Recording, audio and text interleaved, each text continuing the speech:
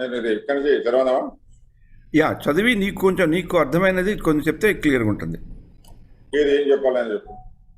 No, జనరల్గా బేసికల్గా ఇది ఏంటంటే ఇది ఒక మన రివిజన్ లాగా చేసుకుంటున్నాం కదా, అది చదువుకొని దాని గురించి మనకి ఏం తెలిసింది అనేది ఒకసారి కొంచెం వీ కెన్ డూ. ఇప్పుడు ఎలా ఉంటుందంటే మనకి తెలిసింది ఏమిటి అంటే అజ్ఞానంతగానే ఉంటాయి, అదే తెలిసినట్టు. ఎందుకంటే నువ్వు చెప్పేది వాక్ ప్రవాహం అలా కొట్టుకుంటూ అలా వల్లలాడు జరిగిపోతున్నా కానీ మాకు తెలిసిందంటే బయటకు వచ్చి ఏమి తెలియదు అనుకుంటాం. చదవమంటే చదవగలుస్తాను. యా, చదివి విశ్లేషణ చేయాలంటే మనకి అక్కడ మీకు అక్కడ గౌతమ్ గారు ఉన్నారు, అన్నబాబు గారు ఉన్నారు, పప్పు గారు, వాళ్ళందరూ చాలా చక్కటి విశ్లేషణ చేస్తారు. విశ్లేషకులు వాళ్ళందరూ. మనందరం శ్రోతలమే, నేను కేవలం శ్రోతనే, వాళ్ళందరూ విశ్లేషకులు. Yeah, no problem. చక్కగా చెప్తూ ఉంటారు. Yeah, you read the shloka, will read the meaning and then కొంచెం విల్ క్విక్లీ. ఇప్పుడు 1 నిమిషాలు ఇదే కదా. హరి ఓం.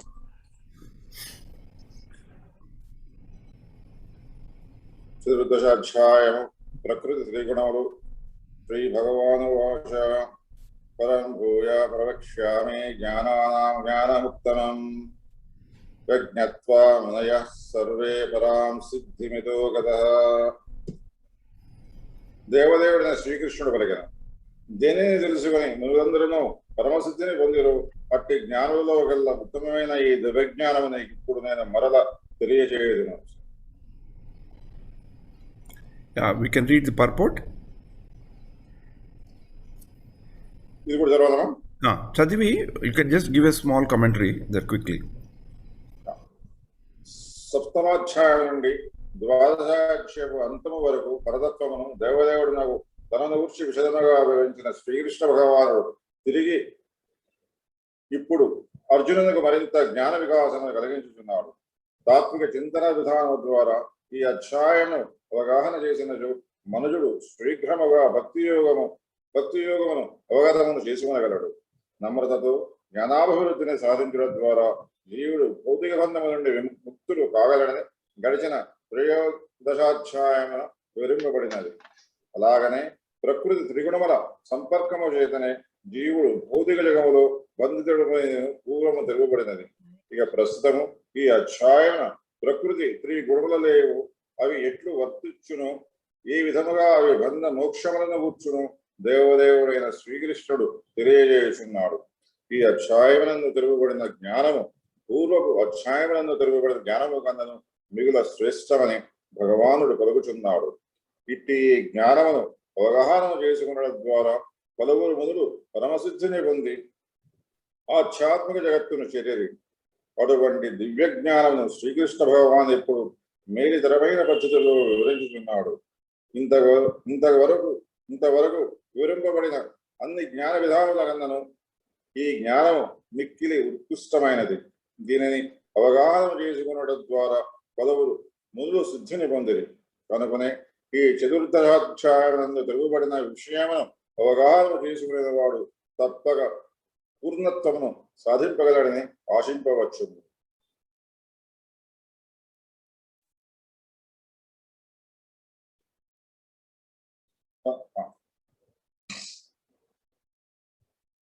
ఇదం జ్ఞానోపాశ్రిత్య మమ సాధర్మ్యమగాగత సర్గే అపి నోపజాయంతే ప్రళయేన వ్యధంతి చ. ఈ జ్ఞానం స్థిరముగా నిలుడ ద్వారా మనుషుడు నా దివ్యత్వము అంటే దివ్యత్వము పొందగలడు. ఆ విధముగా ప్రతిష్ఠుడై అతడు సృష్టి సమయమున జన్మింపబడు లేదా ప్రళయ సమయమున వెరనందడు. సంపూర్ణమైన ఆధ్యాత్మిక జ్ఞానమును పొందిన పిమ్మట మనుషుడు శ్రీకృష్ణ భగవానుతో గుణరీతి ఏకత్వమును పొంది జన్మ మృత్యు పరంపర నుండి ముక్తులు పడేయడు. అంతేగాని ఆత్మగా అతడెన్నడను తన వ్యక్తిత్వమును కోల్పోవడు. కనుకనే ఆధ్యాత్మిక జగత్తు నుండి దివ్య లోకములను చేరిన ముక్తాత్ముడు శ్రీకృష్ణ భగవానుని దివ్యమైన ప్రేమయుక్త సేవలో నిలిచి ఆ పరమ పురుషుని పార్వత్వములనే సదా దర్శింపగోరుదలని వేద వాంగ్మయమున తెలుపబడినది. అనగా ముక్తి నొందిన పెదవేయు భక్తులు తమ నిజస్వరూపమును మరింత వ్యక్తిత్వమును కోల్పోవరు. ఈ భౌతిక జగమునందు మనము సంపాదించిన జ్ఞానమంతయు త్రిగుణముల చేతనే త్రిగుణములచే మలినమై ఉండును. త్రిగుణములనే మలినపడని జ్ఞానమే మలినపడని జ్ఞానమే ఆధ్యాత్మిక జ్ఞానం. అట్టి దివ్యమైన ఆధ్యాత్మిక జ్ఞానమందు స్థిరుడైనంతటనే మనుజుడు దేవదేవునితో సమాన స్థాయిలో నిలుచును. ఆధ్యాత్మిక జగమును వచ్చిన జ్ఞానము లేనటువంటి నిరాకార వాదులు భౌతిక జగత్తు కర్మల నుండి ముక్తి నొందినంతనే వైవిధ్యమన్నది లేకుండా ఆత్మ రూపరహితము గలని పలుకుదురు. కానీ వాస్తవమునకు భౌతిక జగమునందు భౌతిక తత్వమునందు వైవిధ్యమున్నట్లే ఆధ్యాత్మిక జగత్తుకునందు కూడా వైవిధ్యమున్నది. ఈ విషయమున అజ్ఞానులైన వారే ఆధ్యాత్మిక స్థితి వైవిధ్యములకు విరుద్ధమని తలుదురు. కానీ నిజమునకు ముక్తి బింబట మనుజుడు ఆధ్యాత్మిక జగమున ఆధ్యాత్మిక రూపమును పొందును. అట్టి ఆధ్యాత్మిక జగమున పలు ఆధ్యాత్మిక కర్మలు గలవు. అచ్చటి ఆధ్యాత్మిక స్థితి భక్తిమయ జీవనమనబడును. అట్టి ఆధ్యాత్మిక స్థితి గుణరహితమనియు ప్రతి ఒక్కరు అచ్చట భగవానుతో గుణరీతిని సమానమైన ఇంద్రుడనియు చెప్పబడినది. అటువంటి జ్ఞాన సముపార్జనకు మనుజుడు ఆధ్యాత్మిక గుణములను వృద్ధి చేసుకునవలగను. ఆ రీతి ఆధ్యాత్మిక గుణములను వృద్ధి చేసుకుని వాడు భౌతిక జగత్తు సృష్టి చేయగాని ప్రళయము చేయగాని వ్యధనందడు. హరే కృష్ణ. తిరుమల ఇప్పుడు ఏం చేద్దామంటే అంటే ఈ రెండు శ్లోకాల్లో ఈ యొక్క ఫస్ట్ శ్లోకంలో ఈ యొక్క అధ్యాయంలో ఏం చెప్పబడింది, ఆ దైవత్వాన్ని ఎలా పొందగలుగుతారో, ఆ దివ్య జ్ఞానాన్ని ఎలా పొందుతారు అని చెప్పిన తర్వాత ఈ జ్ఞానము స్థిరంగా నిల్చుట ద్వారా మనుజుడు ఆ దివ్యత్వం అంటే భగవంతుడు ఆ దివ్యత్వం ఎలా పొందగలదని చెప్పాక దాని యొక్క ఫలితం కూడా ఇక్కడ చెప్పడం జరిగింది. ఇప్పుడు వచ్చే శ్లోకాల్లో 3 శ్లోకాలు జస్ట్ మీనింగ్ చదువు, తర్వాత మనం ముందరికి వెళ్దాం. ఓ భరతవంశీయుడ, బ్రహ్మముగా పిలువడు మహత్వము సమస్త జగమునకు ఆధారమై ఉన్నది. సర్వజీవుల జన్మమును సంభవింపజేయు నేనే ఆ బ్రహ్మమునందు బీజ ప్రధానము భావించుచున్నాను. ఇది ఇక్కడ ఇంపార్టెంట్. దీంట్లో ఏంటంటే బీజ ప్రధానం అని ఇలాంటిది నేనే సీడ్ గివింగ్ ఫాదర్ అని 7వ అధ్యాయంలో కూడా శ్రీకృష్ణుడు చెప్తాడు. 9వ అధ్యాయంలో కూడా అదే చెప్తాడు అనమాట. 10వ అధ్యాయంలో కూడా ఈ స్థావర అస్థావర అన్నిటికీ కూడా నేనే కారణుడని కూడా శ్రీకృష్ణుడు అర్జునుడికి మళ్ళీ చెప్పడం జరుగుతుందన్నమాట. ఇక్కడ 5వది 4వది ఓ కౌంతేయ, సర్వజీవ సముదాయము భౌతిక ప్రకృతిని ఎందు జన్మించుడు చేతనే సృష్టింపబడుచున్నదనయు మరియు నేనే వాటికి బీజ ప్రదాతనై తండ్రి నేను అవగాహన చేసుకునేవలను.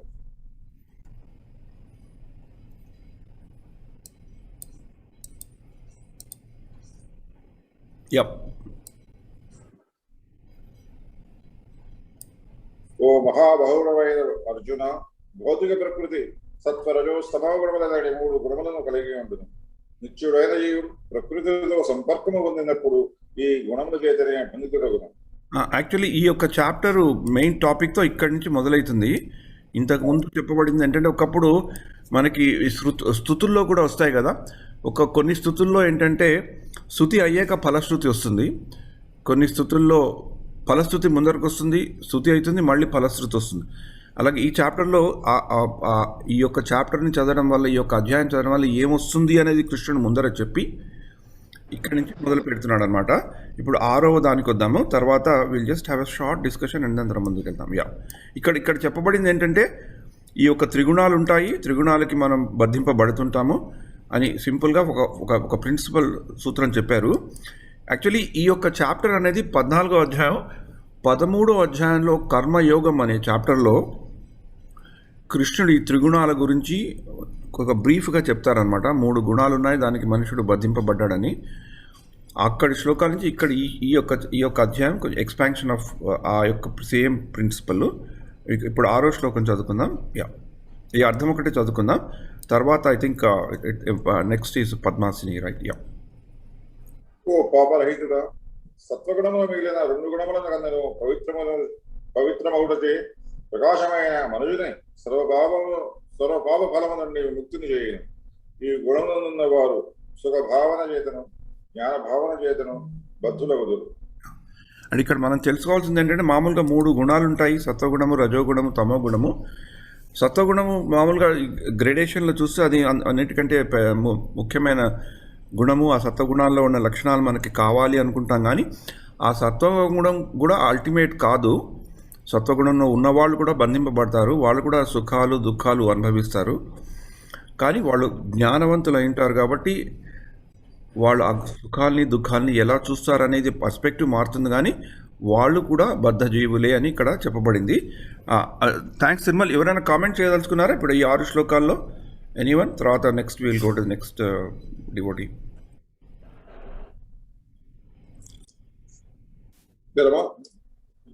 ఎనీవన్ ఎవరైనా కామెంట్ చేయదలుచుకున్నారా? అన్నబాబు, బిరుజా, పద్మాసిని, గౌతమ్.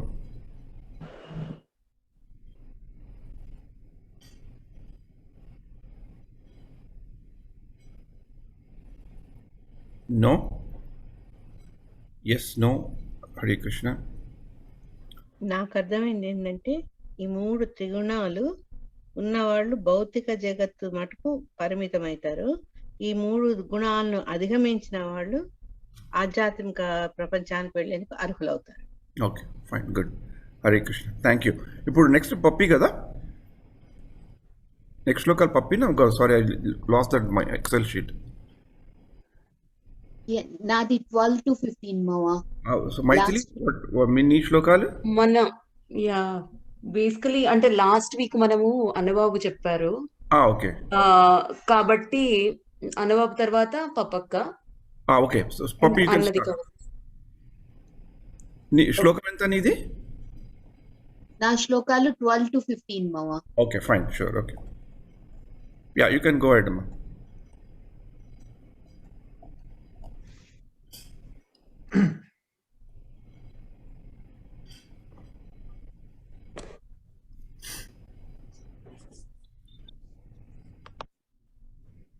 లోభ ప్రవృత్తిరారంభః కర్మణామశమః స్పృహా రజస్యేతాని జాయంతే వివృద్ధే భరతర్షభ. ఓ భరతవంశ శ్రేష్ఠుడా, రజోగుణము వృద్ధి నొందినప్పుడు లోభము, కామ్యకర్మము, తీవ్ర యత్నము, అణచ సాధ్యము కాని కోరిక, తపన అను లక్షణములు వృద్ధి నొందును. ఇది నేను పర్పట్ చదివి అండ్ ఆల్సో కొంచెము కాకినాడ స్వామి వారి దీంట్లో నుంచి తీసుకున్నాను నేను ఇప్పుడు చేసిన ఇది. కాకినాడ స్వామి వారు చెప్పిన ప్రవచనాల్లో నుంచి.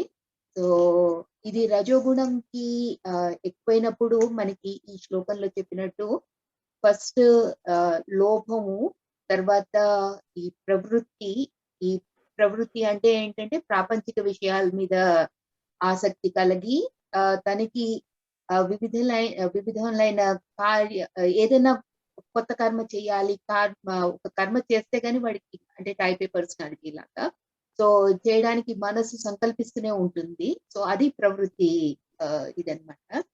తర్వాత దాని వల్ల ఏంటవుతోంది అంటే అతనికి అశాంతి. సో ఏమి కొత్తగా చేయలేకపోతే కనుక అది అశాంతికి దారితీస్తోంది. సో మనసు ఏమో చంచలంగా అయిపోతోంది. అండ్ స్వామివారు ఏంటి ఎగ్జాంపుల్ ఇస్తారు అంటే, ఇలా ఉంటే కనుక it's not like a lake. మన మనసు లేక్ లాగా ఉంటే కనుక, ప్రశాంతంగా ఉంటే అది you can see the bottom of the lake. అదే మళ్ళా చంచలంగా అయిపోయి అది విపరీతంగా అజిటేటెడ్ గా ఉంటే కనుక there is no clarity. So clarity of thought ఎప్పుడు వస్తుంది అంటే, ఇక విచక్షణ జ్ఞానం ఎప్పుడు వస్తుంది అంటే వెన్ దెర్ ఇస్ ప్లాసైడ్ గా ఉన్నప్పుడు, ప్రశాంతంగా ఉన్నప్పుడు అన్నమాట. తర్వాత ఇంకోటి కూడా మనకి ఇక్కడ చెప్పింది ఏంటంటే కర్మారంభము అని చెప్తున్నారు. కర్మారంభం అంటే మనసులో తను సంకల్పించిన కర్మలు వెంటనే చేసేయాలి అది. అండ్ ఇంకోటి కూడా ఏంటి అంటే స్టార్ట్ చేయడమే కాదు కర్మల్ని, he is also focused on the fruits of the karma. So అది దాని మీద ఉండి ఆ ఫ్రూట్స్ కోసమే అతను చేస్తాడనమాట కర్మ. సో అలా ఉండి ఆ స్పృహలో ఉండి, ఆ స్పృహ కూడా ఏంటి అంటే so I have to get the materialistic things, అదే భావంతో ఉండడంతో వాడు చేసే కర్మలన్నీ కూడా ఏంటవుతుంది అంటే ఇట్స్ ఓన్లీ ఇంద్రియ సుఖాలు. అండ్ ఆల్సో నాకు ఎలాంటి సత్వగుణం ఆర్ తమో గుణం అవన్నీ కూడా బాటమ్ కి వెళ్ళిపోతాయి అన్నమాట. వెళ్ళిపోయి ఆ భోగాల మీద. And I'm always motivated. ఈ రజోగుణంతో ఉన్న మనిషి is always motivated with the భోగాలు ఆర్ ద ప్లెజర్స్. అది వాడు అనుభవించాలి, నేను అనుభవించాలి, నా కోసమే ఉండాలి, నాకే ఉండాలి. సో నేను నాకు ఆ మోడ్ ఆఫ్ దీంట్లో ఉంటుందన్నమాట అతని ప్రకృతి.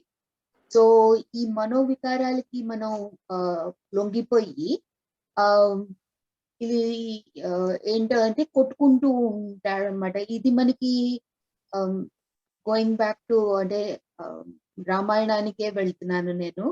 సో రావణాసురుడిని మనకి చూపిస్తారు దాంట్లోపల. సో అది మనకి ఉత్తరాఖండలో చాలా ఎక్కువగా రావణాసురుడిని చూపిస్తారు. అగస్త్య మహాముని చెప్తారనమాట, అతనికి ఏమేమి వరాలు వచ్చాయి అవన్నీ కూడా చెప్తూ ఆయన చెప్తారు ఎలా ఇంద్రియాలకి ఆ కోరికలకి అతను ఇది అంటే అతనికి ఏమి పని పాట లేకుండా పుష్పక విమానం ఉంది కదా, నేను ఎక్కడికి కావాలంటే అక్కడికి వెళ్ళిపోవచ్చు అని సడన్ బయలుదేరిపోయి వెళ్ళిపోతూ ఉంటాడు. వెళ్ళిపోయి ప్రతి ఒక్కడిని కొట్టడము, లేదు అంటే బెదిరించడము. సో నువ్వు నాకు ఒప్పేసుకో, లేకపోతే నేను నిన్ను ఇది చేసేస్తాను అని బెదిరించేనా. సో ఏంటి అంటే అతనికి ఈ రజోగుణం విపరీతంగా ప్రబలిపోయి ఉన్నది. సో ఆ వరాలు ఎలాగైతే పొందాడో అలాగే కూడా అతనికి చాలా శాపాలు వచ్చాయి. సో వేదవతి కానీ అలాగంటే చాలా మంది వనితల్ని ఎత్తుకొని వచ్చేసి, అంటే ఇంద్రియాలకి లొంగిపోయి ఉన్నాడు కాబట్టి అతనికి ఎవరు ప్లెజరబుల్ గా ఆర్ అంటే చాలా అందంగా కనపడంగానే ఐ హ్యావ్ టు హ్యావ్ అలాగనమాట. సో అన్ని కూడా అంతే, what ever is good, what ever is best అని ఎవరైతే అన్నారో వెంటనే అక్కడికి పరిగెత్తి వాళ్ళ మీద ఇది చేస్తూ ఉంటాడనమాట. సో దట్స్ పరాకాష్ఠ. నాకు అంటే రజోగుణం గురించి చదువుతూ ఉంటే, ఎస్పెషలీ ఈ శ్లోకం చదువుతూ ఉంటే నాకు అది కళ్ళకి కట్టింది అనమాట. So that's the reason I'm sharing that. So next ఏమో మనకి ఈ తమో గుణం గురించి చెప్తున్నారు నెక్స్ట్ శ్లోకంలో.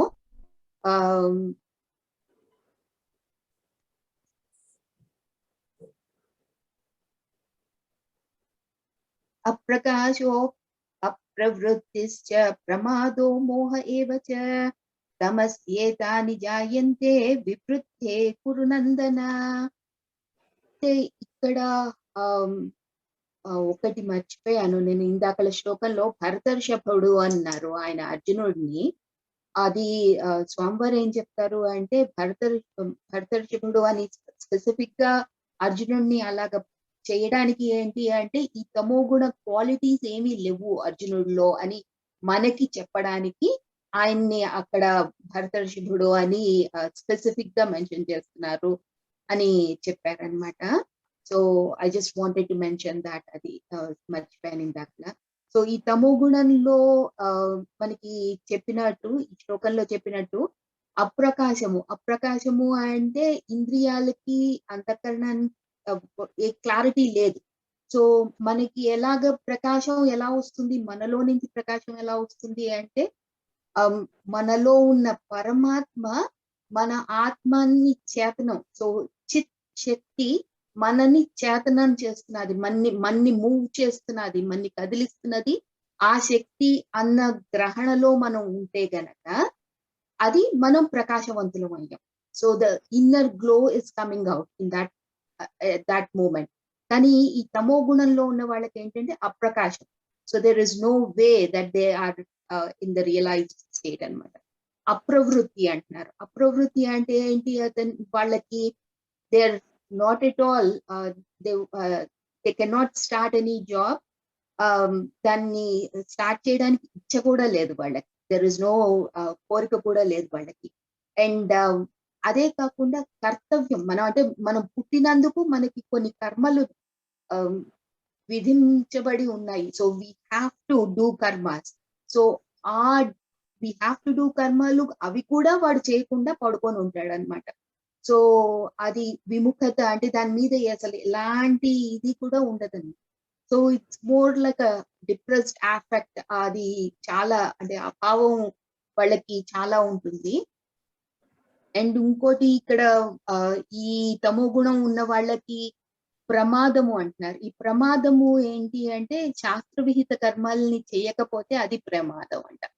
సో మనం చేయాల్సిన పనులు మనం చేయకపోతే మనం చేయాల్సిన పనులని మనం ఆ చిన్న చూపు చూస్తూ అవహేళన చేస్తూ వ్యర్థ పనుల మీద వ్యర్థంగా టైం ని మనం వేస్ట్ చేస్తున్నాము అంటే అది ప్రమాదము అని చెప్తున్నారు మనకి. సో అది అది నాకు చాలా ఇదిగా అనిపించింది, చాలా ఇంపార్టెంట్ పాయింట్ అనిపించింది. అందుకు నేను అలా స్ట్రెస్ చేస్తున్నాను దాని మీద, ఎందుకంటే I have heard so many people అది చాలా అవహేళనగా మాట్లాడతారు. అండ్ ఆల్సో వ్యర్థ పనుల మీద అది అంటే నువ్వు మంచిగా పుట్టినందుకు యూ హ్యావ్ టు ఎంజాయ్ అన్నట్టు మాట్లాడతారు. So I heard that number of times. So అది అందుకు కూడా నేను అది స్పెసిఫిక్ గా చెప్తున్నాను. అండ్ మోహము అది వీళ్ళల్లో చాలా ఎక్కువ ఉంటుంది అని చెప్తున్నారు అనమాట. సో వాళ్ళకి ఏంటంటే state of mind is absolutely delusional. So అది అండ్ బుద్ధి కూడా లేదు. సో మందమతులు ఉంటారు. సో అండ్ ఆల్సో వాళ్ళకి నిద్ర ఆవహించినట్టు అనమాట, నిద్ర దాంట్లోనే ఉన్నారు. సో అది ఉండేసరికి ఏంటవుతున్నది అంటే వాళ్ళకి ఈ నిద్రావస్థల్లో డిఫరెంట్ అవస్థలు ఏవైతే ఉన్నాయో స్వప్నం వాట్ ఎవర్ ఇట్ ఈస్ అవన్నిట్లలోనే తిరుగుతూ ఉంటారు. అండ్ వివేక శక్తి ఉండదు వాళ్ళకి, అది లోపించి ఉంటుంది. అవగాహన చేసుకునే శక్తి కూడా లేదు. సో ఏదైనా చెప్పినా కూడా అది అబ్జార్బ్ చేసుకోవడము అలాగా ఆ క్వాలిటీ కూడా లేదనమాట, వాళ్ళకి చేసుకునే శక్తి కూడా లేదు.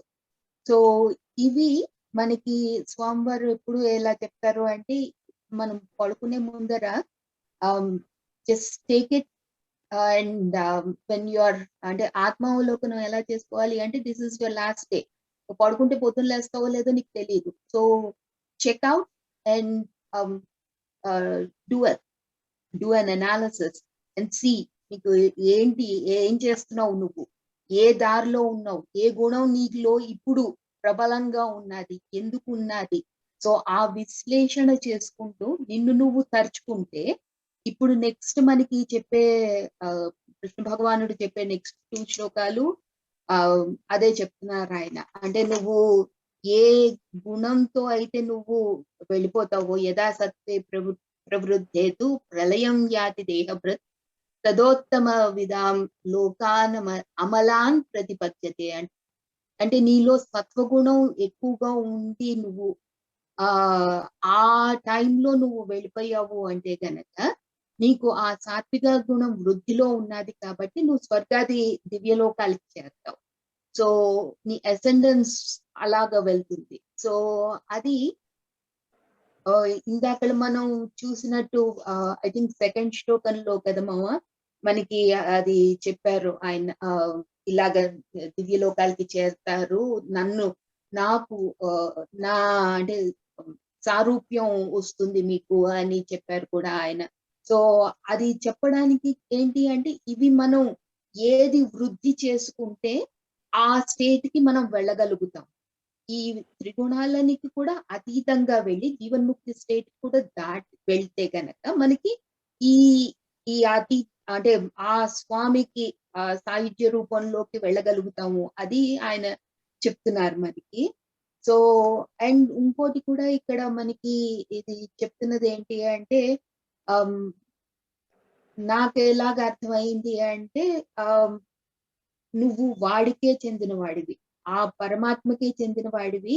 అతను నిన్ను ప్రేరేపిస్తున్నాడు, అతను నీలో ఉండి శక్తిగా ఉండి నిన్ను నడిపిస్తున్నాడు అన్న భావనతో నీ back of your head you're always remembering that.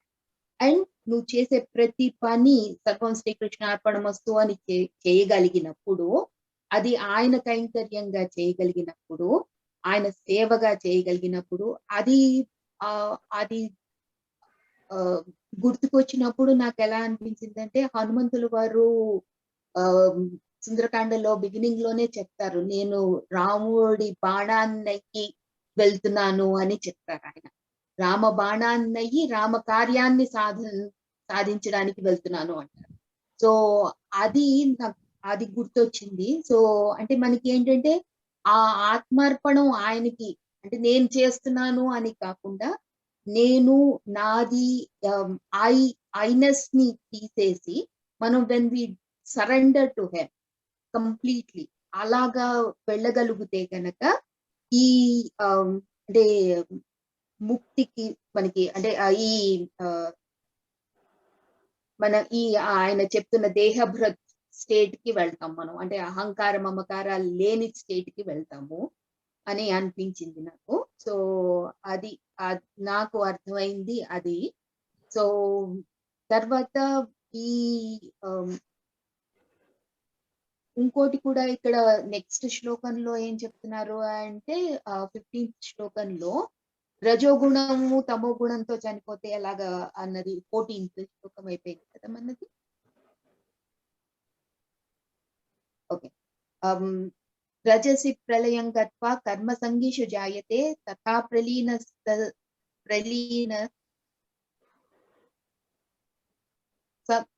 తమసి మూఢయోనిషు జాయతే అని అది ఆ శ్లోకం చెప్పినప్పుడు అక్కడేమో రజోగుణం ప్రభావం వల్ల చనిపోతే ఏంటవుతుంది అన్నది చెప్తున్నారు మనకి. సో నువ్వు రజోగుణ ప్రభావం వల్ల చనిపోతే కనుక కర్మ చేస్తూనే ఉండాల్సిన మానవ జన్మలో పుడతావు. సో మళ్ళీ పుడుతూనే ఉంటావు, ఇంకా నీకు అది అది ఈ బర్త్ డెత్ సైకిల్ లోనే నువ్వు తిరుగుతూ ఉంటావు, అదే దాంట్లోనే చుట్టుకొని ఉంటావు అన్నమాట. సో నువ్వు దాని నుంచి విడిపడవు.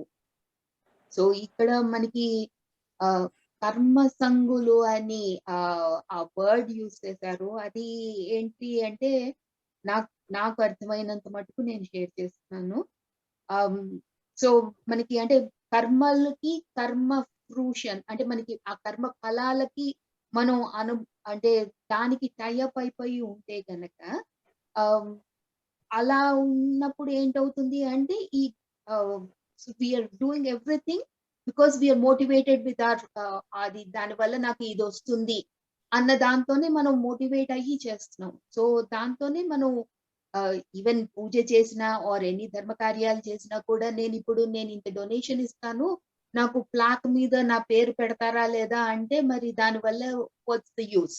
సో అలాగ ఉండి కూడా ఈ దీంట్లోనే కొట్టుకుంటూ ఉంటాం మనం. అందుకు ఏంటవుతుంది అంటే యూర్ నెవర్ అవే ఫ్రమ్ నువ్వు టోటల్ గా అంటే ఆ భగవత్ తత్వానికి నువ్వు దగ్గరికి వెళ్ళటం లేదు. నువ్వు చేస్తున్నది నేను చాలా మంచి పనులు చేసేస్తున్నాను అని మనం చెప్పుకున్నా, నేను ఇన్ని పూజలు చేస్తున్నాను ఇది చేస్తున్నాను అన్నా కూడా మళ్ళా నాకేం వస్తుంది అని ఒక ఆలోచన వచ్చినా కూడా దెన్ ఇట్స్ గాన్.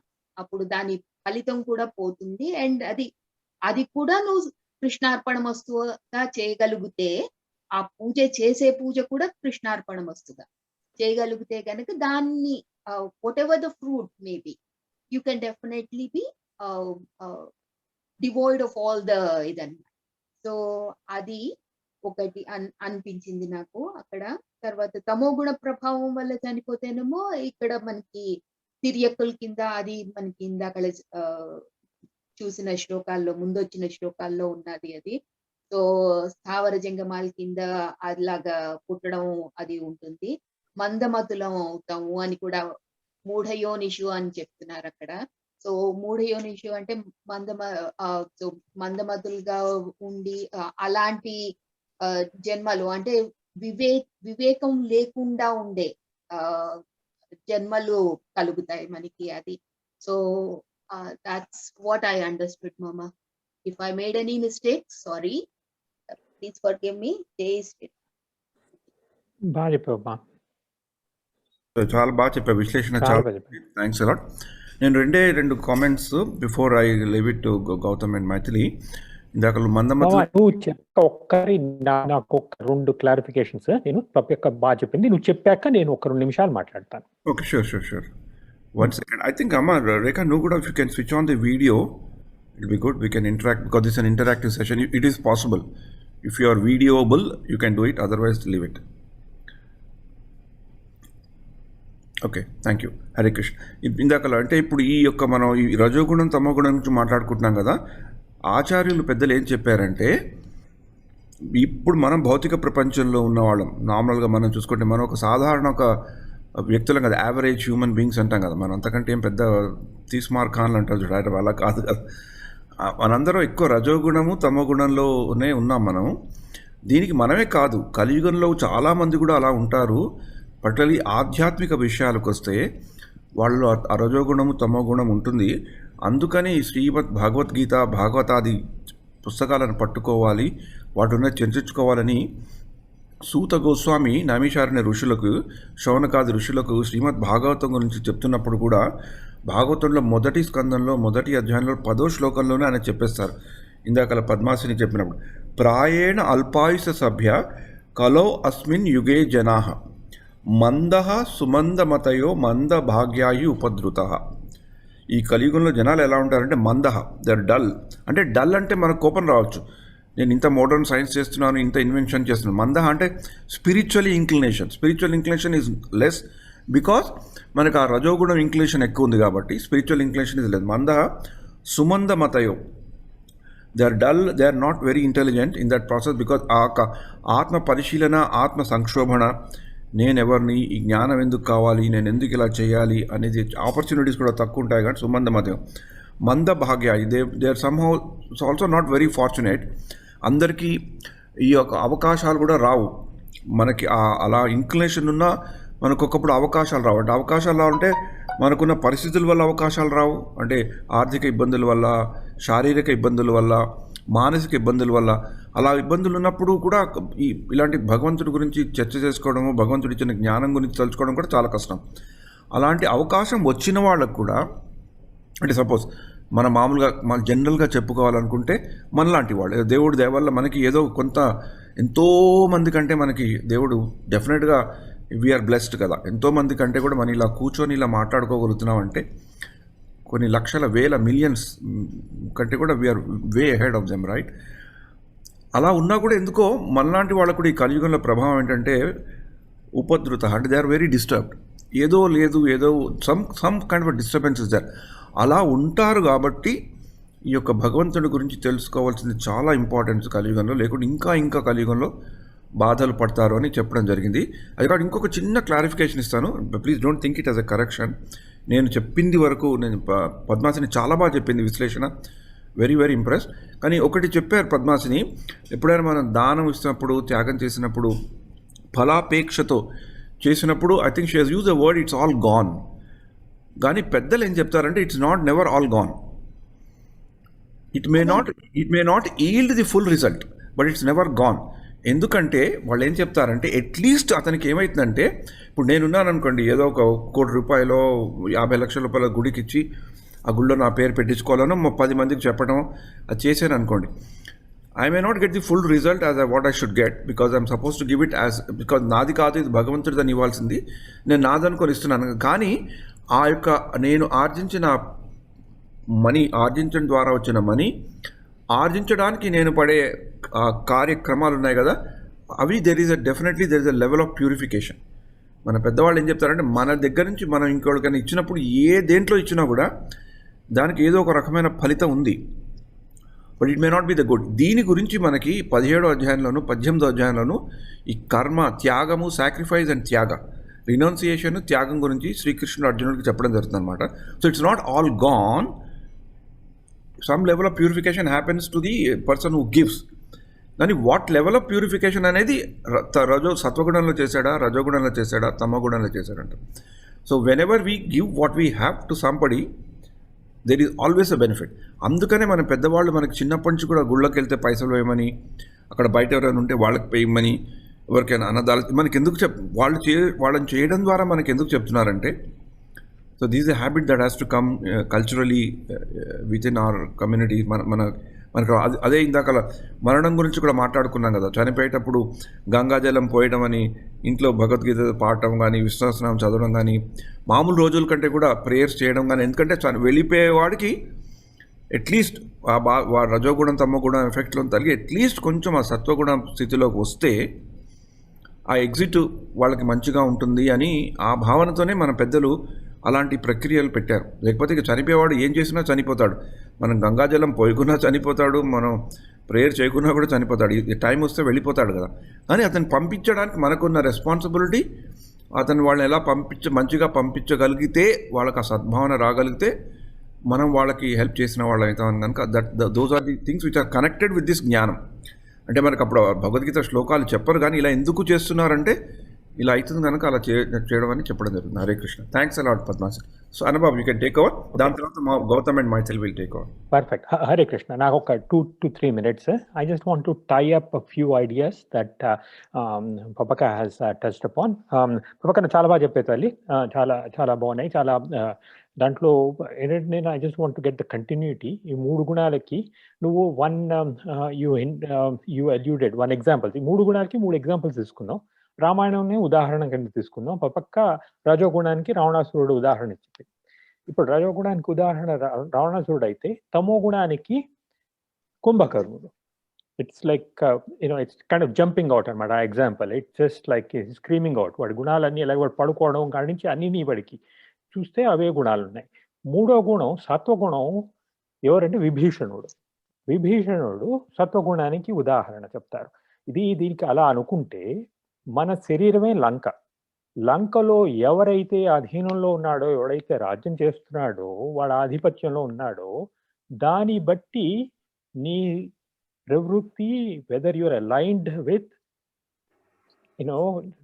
రామరాజ్యం వైపు ఎలా అయ్యావా, లేకపోతే రావణ రాజ్యం వైపు ఎలా అయ్యావా నీకు తెలిసిపోతుంది. సో అందుకు ఆ 3 ఏది అసెండెన్సీలో ఉందో తెలుస్తుంది. ఇది ఫస్ట్ది. సెకండ్ది, లాస్ట్ టైం గౌతమ్ ఒక మంచి ప్రశ్న అడిగాడు. సత్వగుణాన్ని మామూలుగా people say it is one of the ideals. 3 సత్వగుణం వైపు నువ్వు ఎక్కువ వెళ్ళాలి అని అందరూ సత్వం వైపు మాట్లాడతారు. అంటే సత్వం మంచి గుణం కింద చెప్పుకుంటాం మనము. మరి అది బద్ధుడిని చేస్తున్నది అన్నది, అది ఎందుకు అన్నది కొంచెం క్లారిటీ అంత క్లియర్గా అనిపించదు మనకి. అప్పుడు ఇదే ఉదాహరణ తీసుకొని చెప్పుకుంటే మనకి అది ఎందుకు బద్ధుడు చేస్తున్నావో తెలుస్తుంది. ఇప్పుడు వాళ్ళు ఈ 3 గుణాల్లో ఏది అసెండెన్సీలో ఉండి వాడి జీవయాత్ర సమాప్తం అవుతున్నదో, అప్పుడు ఏమిటి అంటున్నారు, సత్వగుణంతో ఉన్నవాడు కూడా ఏం చేస్తాడు, వాడు హీ స్టిల్ బౌండ్. ఎలాగా బౌండ్?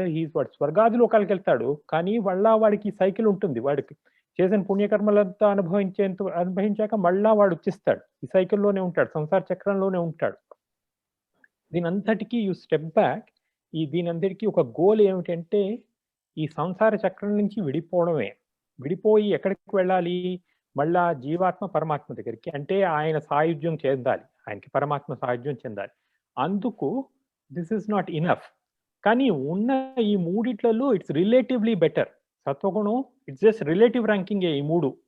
అందుకు అది అలా అనమాట. మనకి చెప్తున్నప్పుడు పెద్దవాళ్ళు చెప్తారంటే ఈ మిగతా రజోగుణం తమో గుణానికన్నా సత్వగుణం బెటర్. కానీ సత్వగుణం is not the be all end all. కానీ నీకు చిన్నప్పుడు చెప్తున్నప్పుడు నీకు బీ ఆల్ ఎండ్ ఆల్ కాకుండా నీకు తర్వాత జీవన్ముక్తి కూడా దాటి వెళ్ళాలి, దాని తర్వాత అవన్నీ వెళ్ళాలి అంటే ఇట్ ఈస్ టూ ఓవర్వెల్మింగ్ అని ఇక్కడ ఇప్పుడు పిల్లలు చెప్తున్నప్పుడు, మనకి మామూలుగా చెప్తున్నప్పుడు ఈ మూడిట్లో ఇది సత్వగుణం. ఆబ్వియస్లీ రిలేటివ్ ర్యాంకింగ్ వేసుకుంటే ఇది. దానికన్నా ఇంకా దేర్ ఇస్ సంథింగ్ బియాండ్ అన్నది మనకి భాగవతంలో చెప్తున్నారు. దాని తర్వాత మావ చెప్పినట్టు శుద్ధ సత్వం గురించి చెప్తున్నప్పుడు వస్తుంది ఆ టాపిక్. సో అది, so that I just want to unify that. Lot of ideas came through here. So ఇది మనకి ప్రకృతితో ఉన్న వాళ్ళందరూ ఈ 3 గుణాలతోని బద్ధుడై ఉంటాడు. ఈ 3 గుణాలతో బద్ధుడైనప్పుడు వాడి క్వాలిటీస్, వాడికి ఇన్సెంటివ్ స్ట్రక్చర్ ఏమిటి అనేది కూడా చెప్తున్నారు. ఫస్ట్ ఆయన ఎందుకు ఈ గుణాలకి రిలేటివ్ ర్యాంకింగ్ ఏమిటి, దానివల్ల ఏమిటి, క్వాలిటీస్ ఏమిటి కూడా చెప్పుకుంటూ వెళ్తున్నారు. అది సో థిమాటిక్, ఇది unification and coherence I'm just trying to bring. Okay, thank you. Hare Krishna.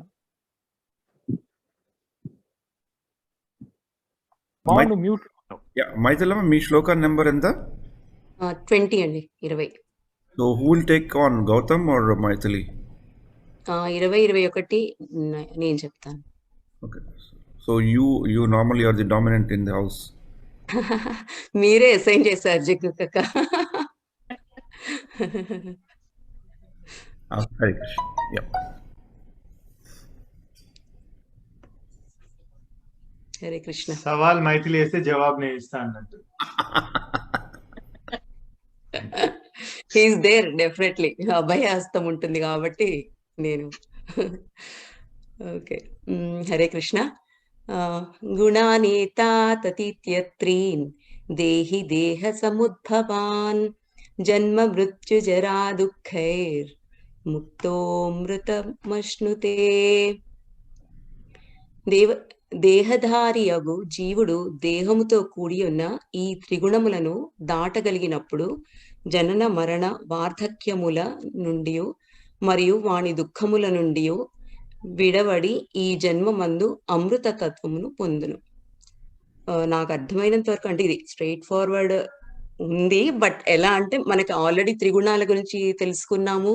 త్రిగుణాల గుణాలు, వాటి వల్ల ఎలా మనుషుల్ని మనం గుర్తుపట్టగలము, అంటే అవి వాటితో చనిపోతే ఏమవుతుంది అవన్నీ చెప్పారు ముందు శ్లోకాల్లో. ఇక్కడ బేసిక్ గా ఏమంటున్నారంటే ఈ త్రిగుణాలని అధిగమించినప్పుడు, అవి అతిక్రమించి ఆ పైకి వెళ్ళినప్పుడే పరమాత్మని పొందవచ్చు అని ఇందాక అన్నబాబు ఎక్స్ప్లెయిన్ చేసినట్టు, అండ్ ఇంకొక మీరు కూడా చెప్పారు కదా. సో అది చెప్తున్నాడు. కానీ ఇక్కడ ఒకటి నాకు ప్రశ్న, అంటే నాకు అర్థమైందంటే ఇక్కడ దుఃఖముల నుండి విడవడి ఈ జన్మమునందు అమృతతత్వం పొందును అంటే, మనం దుఃఖము అంటే లిటరల్ గా దుఃఖముని తీసుకోవడం కాకుండా అన్ని ద్వంద్వాల నుంచి అతీతమై మనము అవన్నీ విడిచినప్పుడే మనం ఆ దేవుణ్ణి చేరుకుంటాము కదా. సో దుఃఖము అంటే లిటరల్ గా దుఃఖము కాదు, అన్ని ద్వంద్వాలు అన్ని మనకి ఈ ఇంద్రియాలని అధిగమించినప్పుడే భగవంతుడిని చేరుకుంటాము అని అర్థమైంది. అంటే అది కరెక్ట్ కాదు నాకు తెలీదు, మీరెవరన్నా చెప్తే maybe I'll get some clarity. Yeah, I think you're right. Okay, తర్వాతది మీరు స్క్రోల్ చేస్తారా 21st. అంటే ఇక్కడ ఇంకొకటి ఇంపార్టెంట్ థింగ్ అంటే అమృతత్వం అంటే మనం అమృతం తాగితే చావు ఉండదు. ఇక్కడ మరి ఈ జన్మలో ఈ భౌతిక జగత్తులో దేహధారి అయినప్పుడు అమృతత్వం ఎలా వస్తుంది అని అంటే, అక్కడ ఈ అమృతత్వం అంటే ఎటర్నిటీ అంటారు కదా. ఆ అమృతత్వం ఏంటంటే ఎప్పుడైతే మనం నశింపరానిది మనం పట్టుకుంటామో, నశింపరాని దానితో మనకి జీవితంలో మనం అన్వయించుకొని దాంతో సంబంధం పెట్టుకుంటామో, మన ఈ జీవిస్తున్నప్పుడు కూడా we're under the scope of something that does not deteriorate. ఎప్పుడైతే మనం ఈ శరీరం అనుకుంటామో అది ఎప్పుడు క్షరం, అది ఎప్పుడు తరిగిపోయేది. ఎప్పుడైతే మనం ఈ తరగని దాంతో పట్టుకుంటామో, బికాజ్ అవర్ లైఫ్ అప్పుడు మన చాలా ఉన్నతమైన స్థితి. అప్పుడు ఏంటంటే శ్రీల ప్రభుపాద వారు తమ పర్పోర్ట్స్ ఒక పర్టిక్యులర్ పదాన్ని ఇంట్రడ్యూస్ చేశారు ఇంగ్లీష్లో, డెత్లెస్నెస్ అంటే ప్యూర్ డివోటీస్కి, శుద్ధ భక్తులకి there is no death in the sense. వాళ్ళు దీంట్లోంచి వెళ్తే కూడా they are going back to that. అప్పుడే అక్కడ సీట్ వాళ్ళకి వచ్చేసింది, వీసా అక్కడ ఉంది. So just a continuation of their journey to that అనమాట. అందుకని దే ఎటైన్ ఈ భౌతిక దేహధారి అయి ఉన్నప్పుడు కూడా they are connected to deathlessness. అలాగే మనకి 7వ అధ్యాయంలో దైవీయేష గుణమై అంటే ఎవరైతే భగవంతుడి యొక్క ఎనర్జీతో కనెక్ట్ అయి ఉంటారో they are not a normal personalities. అంటే మనం వాళ్ళని కూడా చూస్తుంటాం, ఈ భూలోకంలో కూడా మనం చూస్తుంటాం కదా. వాళ్ళు ఇక్కడ ఉన్నా కూడా దేహంతో ఉన్న సంబంధమైన బాధలు వాళ్ళకి కనబడుతున్నా కూడా, but consciously they are different type of. Hare Krishna, thanks allot.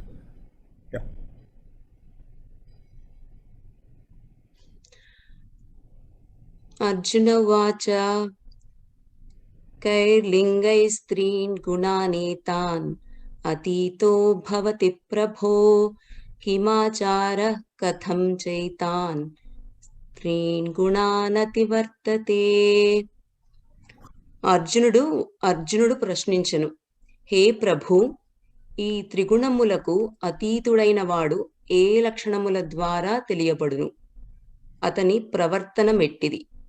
ప్రకృతి త్రిగుణములను అతడు ఏ విధముగా అధిగమించును.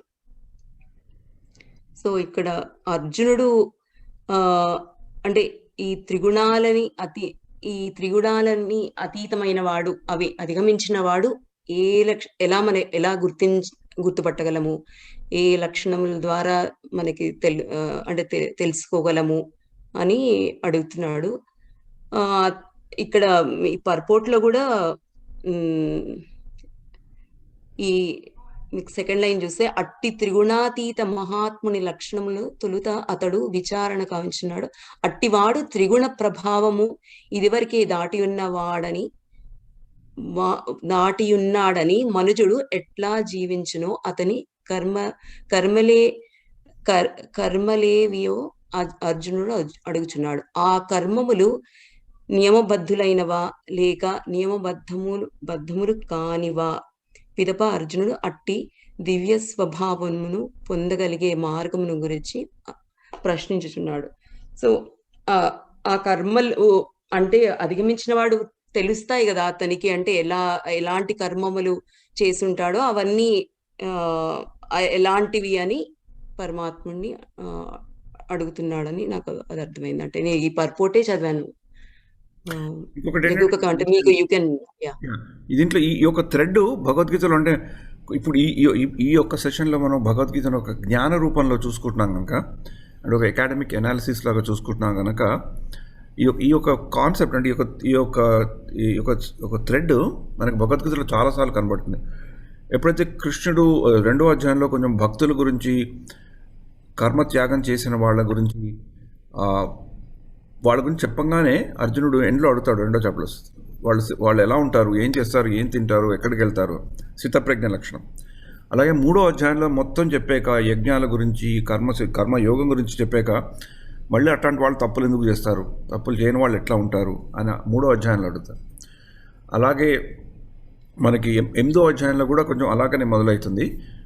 మళ్ళీ 10వ అధ్యాయంలో కూడా నీ యొక్క విభూతులు ఏంటి, నువ్వు ఒక ఐశ్వర్య జ్ఞానాన్ని నాకు 10వ అధ్యాయం ఇచ్చావు, కానీ అలా ఉన్నవాడివి ఎలా ఉంటావు నువ్వు, నేను ఆ రూపంలో చూడాలంటే అప్పుడు కృష్ణుడు విభూతి యోగం, విభూతులని కొన్ని విభూతులని చెప్పడం జరుగుతుంది 10వ అధ్యాయంలో.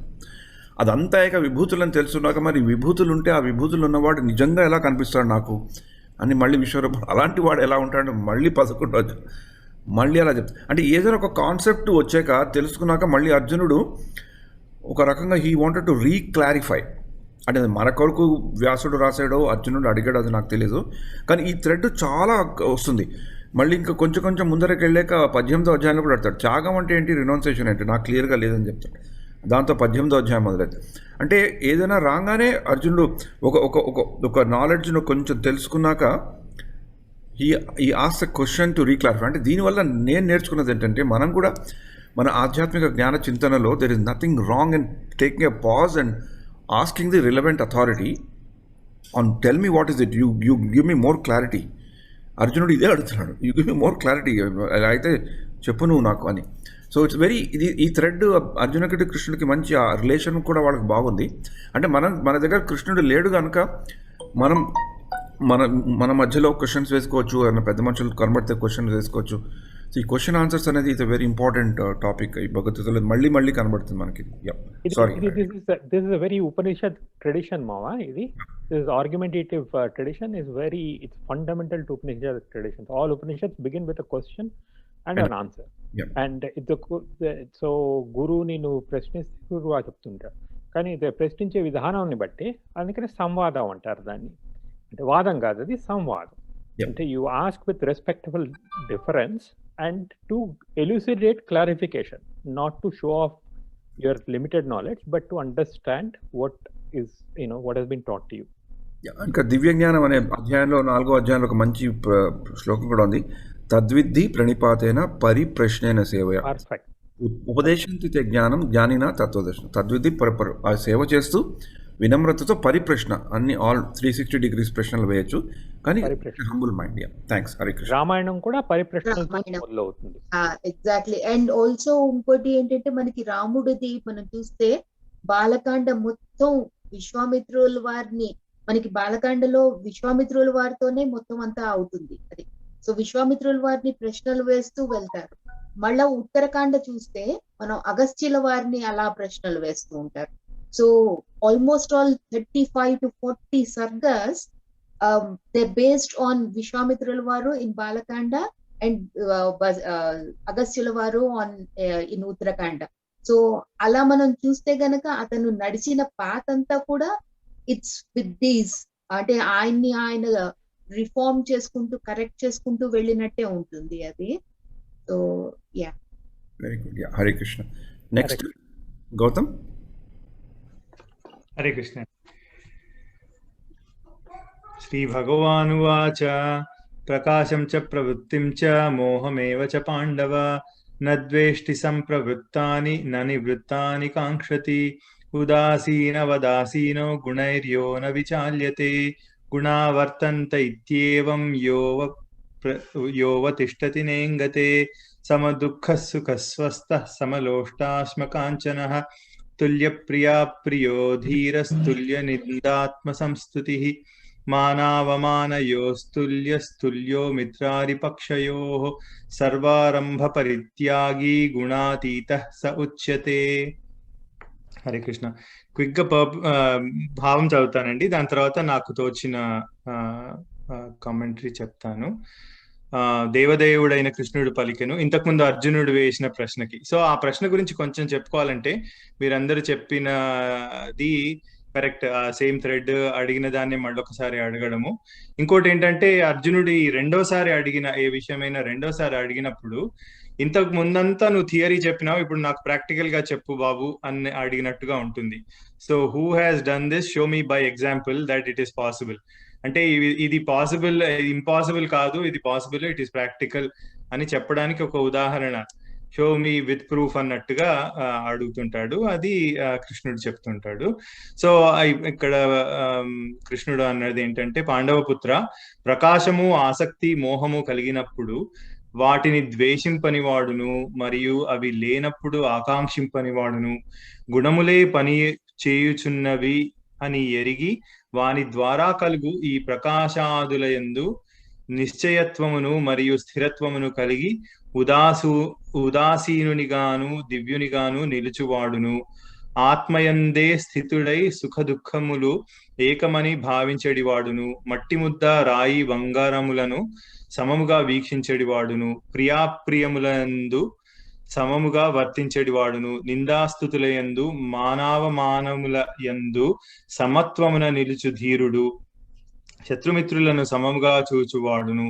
సర్వములై భౌతిక కర్మలను విడిచిన వాడును అగు మనుజుడు ప్రకృతి త్రిగుణములను దాటిన వాడుగా చెప్పబడును. సో ఇదొక ఆల్మోస్ట్ లైక్ ప్రిస్క్రిప్షన్ లాగా ఇస్తున్నాడు భగవానుడు. ఈ విధంగా నువ్వు ఒకవేళ బిహేవ్ చేయగలిగితే అంతే, నువ్వు త్రిగుణములను దాటడానికి నీకు ఇదొక ఫార్ములా, ఒక ప్రాసెస్ లాగా చెప్తున్నాడు అనమాట. సో దాని గురించి నేను ఫస్ట్ ఆఫ్ ఆల్ అనుకున్నది ఏంటంటే, పునరోక్తి. అంటే మనం ఈ చాప్టర్ మొదలైనప్పుడే ఆయన భూయః అని అన్నాడు కదా, ఇదే విషయము, ఆమె సమత్వము, బ్యాలెన్స్ గా ఉండడము, సుఖ దుఃఖాలను, మానవమానములను, శీతోష్ణ సుఖ దుఃఖములను దాటి ఉండాలి అన్న విషయము ఎన్నిసార్లు చెప్పినాడో భగవద్గీతలో మనకు లెక్క ఉండదు. But again repeating it in the right context, you know the marketing rule of 7 అని అంటారు కదా, 7 సార్లు చెప్తే గానీ మనకు ఒక చేంజ్ మేనేజ్మెంట్ లో మళ్ళొకసారి మనకు అది దిగదు అన్న పాయింట్ ఆఫ్ వ్యూతో మళ్ళొకసారి చెప్తున్నాడు, ఇంతకుముందు చెప్పిన విషయం అయినా కానీ. రెండవ విషయం ఏంటంటే, మనం ఇంతకుముందు అన్నబాబు అన్నారు, బప్పక్క కూడా అన్నది, లంకను మనము మన శరీరంగా తీసుకుంటే త్రికూటాచలంపై ఉన్నది లంక. సో ఆ త్రికూటాచలము, బంగారు శిఖరము, వెండి శిఖరము, ఇనుప శిఖరము, అవి త్రిగుణములకు ఆ ఆ, నిదర్శనమైతే, ఆ త్రికూటాచలంపై ఉన్న దాన్ని మనకు సుందరకాండలో తెలుస్తుంది. మన హనుమంతుడు ఆ త్రికూటాచలము పై ఉన్న లంకను ఆ ఆయన చూస్తున్నాడు, సాక్షిగా చూస్తున్నాడు అన్నది అక్కడ మనకు గురువులు చెప్పింది ఏంటంటే, అది యోగి అనేవాడు త్రిగుణములను, తనలో ఉన్న త్రిగుణములను సాక్షిగా వాటికి అంటకుండా సాక్షిగా బయటి నుంచి చూస్తున్నవాడుగా. సో మనకు ఇంగ్లీష్ లో కూడా ఒక టర్మ్ ఉంటుంది, rise above all of this అని అంటుంది కదా. So that is exactly what it means. అంటే మనము as long as you are at that level, you are not going to be able to know the difference. So once you rise above that level, ఆ పైనుంచి చూస్తున్న సాక్షిగా మనలో నడుస్తున్న ఆ త్రిగుణముల యొక్క పోరాటాన్ని మనము ఆ హైయర్ లెవెల్ నుంచి చూడాలంటే దానికి సాక్షిగా మనం చూడాలి. సో దానికి ప్రతీక దీంట్లో గుణావర్తంతి ఇత్యేవ అన్నదానికి అది చాలా బ్యూటిఫుల్. అంటే అది తెలుసుకోవడం అనమాట. ఓహో, నేను ఇప్పుడు ఇట్లా బిహేవ్ చేస్తున్నానంటే ఈ ఫలానా గుణము అనేది, ఆ త్రిగుణములలో ఫలానా గుణము అనేది ప్రబలంగా ఉన్నది, ప్రజ్వలిస్తున్నది, కాబట్టి నేను ఇట్లా చేస్తున్నాను అని తెలుసుకోగలిగే ఒక కాన్షియస్నెస్ రావడము, దానికి సాక్షిగా ఉండి ఇట్స్ ఓకే కాబట్టి నేను అట్లా చేస్తున్నాను అని దాన్ని మళ్ళా కంట్రోల్ చేసుకోవడానికి ప్రయత్నం చేయగలిగే ప్రతిభ ఉండడం అనేది అది యోగి యొక్క లక్షణము. అది రెండవ విషయము. ఇంకోటి ఇక్కడ ఇచ్చిన ఎగ్జాంపుల్ సమలోష్ట ఆశ్మ కాంచన అని అన్నాడు కదా. అంటే అగైన్ అక్కడ కూడా త్రిగుణాలకు రెఫరెన్స్ అనమాట. కాంచనము అంటే బంగారము, అది సత్వగుణానికి మనం రిప్రజెంటేషన్ అనుకుంటే, రాయి అనేది రజోగుణానికి రిప్రజెంటేషన్ అనుకుంటే, మట్టి ముద్ద తమో గుణానికి, అంటే దానికి ఏ సత్వ లేని తమో గుణానికి నిదర్శనంగా తీసుకుంటే, వాటిని మూడింటిని కూడా సమంగా చూడగలగడం అనేది జీవిత లక్షణము, యోగి యొక్క లక్షణము అని తీసుకోవచ్చు. అది కూడా నేను అనుకున్నాను. తర్వాత మానవులు, ఇదంతా నేను ఇంతకు ముందు అన్నట్టుగా చాలా చోట్లలో చెప్పిన విషయము. ఇది నాకు జీవితంలో ఒక ఎగ్జాంపుల్ నేను చెప్తాను. నేను చాలా, అంటే మనబడిలో చాలా సంవత్సరాల కింద నుంచి, ఆల్మోస్ట్ 10 సంవత్సరాల పైగా నుంచి పనిచేస్తున్నాను. మనబడిలో ఒకానొక ఈవెంట్ లో నేను చాలా కష్టపడి ముందుండి చాలా పని చేసిన అనమాట. సో దానికి ఏమైందంటే, నేను ఆశించినంత దానికి గుర్తింపు రానప్పుడు నాకు చాలా బాధ కలిగి నాకు ఆల్మోస్ట్, అంటే చేసిన దానికి ఇది నేను చేయడం వేస్ట్, నా టైం అంతా వేస్ట్ చేసుకున్నాను, ఎందుకు చేయాల్సి వచ్చింది, ఆ విధంగా. అంటే మనకు క్రోధాద్భవతి సమ్మోహ స్మృతి ఆ లైన్ ఉంటుంది కదా, ఆ విధంగా వెళ్ళిపోయినాను అనమాట. తర్వాత నాకు మనబడి లీడర్ మన ఆనంద్ కూచిపట్ల గారు అప్పుడు చెప్పిన అనమాట, నేను జీవితంలో ఎప్పుడు మర్చిపోలేను నేను. అది ఆయన ఏమన్నారంటే, దేనైనా గాని, అంటే మంచి కలిగినా చెడు కలిగినా నీకు అందరూ మెచ్చుకున్నా మెచ్చుకోకపోయినా దానికి అతీతంగా ఉండి మనం పని చేయగలగడంలోనే మనకు తృప్తి ఉంటుంది అని ఆయన అప్పుడు చెప్పినారు. అప్పటి నుంచి నేను kind of taken it in my stride అన్నట్టు. సో అది నాకు చాలా జీవితంలో మర్చిపోలేని ఎక్స్పీరియన్స్. తర్వాత చివరిలో సర్వారంభ పరిత్యాగి అని కూడా ఒకటి అంటాడు. సర్వారంభ పరిత్యాగి అంటే దాన్ని అర్థం చేసుకోవడము, ఏది మొదలు పెట్టకూడదు అన్న ఉద్దేశం కాకుండా, అంటే ఏదో ఆశించి దాన్ని ఆ ప్రతిఫలానికి వస్తుంది అని పూనుకొని నడుము కట్టి చేయడం కంటే, ఏదో మనకు, అంటే మన ప్రారబ్ధ కర్మ, మనకు సంచిత కర్మ, ప్రారబ్ధ కర్మను చేయడంలో చేస్తే పర్వాలేదు, కానీ కొత్తగా పూనుకొని ఏదో ఆశించి చేయడం కాకుండా ఉండడం అనేది మన ఆశయంగా ఉండాలి అని అనుకున్నానండి. ఈ పాయింట్స్ నేను అనుకున్నాను. Hare Krishna. Hare Krishna. Thank you so much, very beautifully done. నేను ఒక చిన్న జస్ట్ యాడ్ సంథింగ్. ఇందాక మీరు అన్నారు కదా, ఇప్పుడు మీరు మనబడి మీరు స్వచ్ఛందంగా చేసిన సర్వీస్ అది. వాలంటరీ సర్వీస్ అంటారు కదా. వాలంటరీ సర్వీస్లో సాధారణంగా ఇలాంటి ప్రాబ్లమ్స్, ఇలాంటి కష్టాలు వస్తాయి.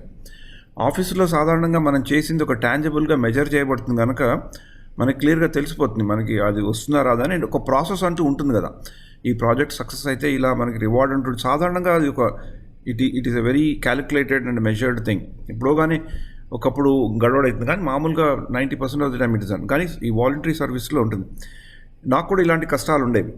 ఒకప్పుడు నాకు అనిపించేది, అరే నేను కూడా ఇంత టైం స్పెండ్ చేయకుండా నేను కూడా ఏదో టెక్నికల్గా చదువుకుని ఇంకా పైకి వెళ్ళామన్నాము, ఇంకా పైకి వెళ్ళదు. చాలా సందర్భాలు ఉన్నాయి ఒకప్పుడు. కానీ నా జీవితంలో 15 ఏళ్ల క్రితం నా జీవిత దిశానిర్దేశాన్నే మార్చిన ఒక 80 పేజీల పుస్తకం ఉంది.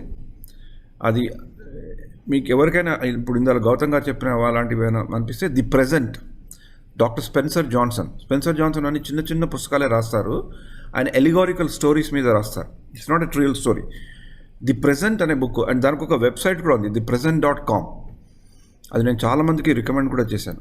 The present, the book name is present. It's 80 to 90 page small book with a big letters to read, very easy to read. ఒక 1-2 అవర్స్లో 2 అవర్స్లో చదివేసేయచ్చు. But the impact that it gives you if you take it seriously is huge.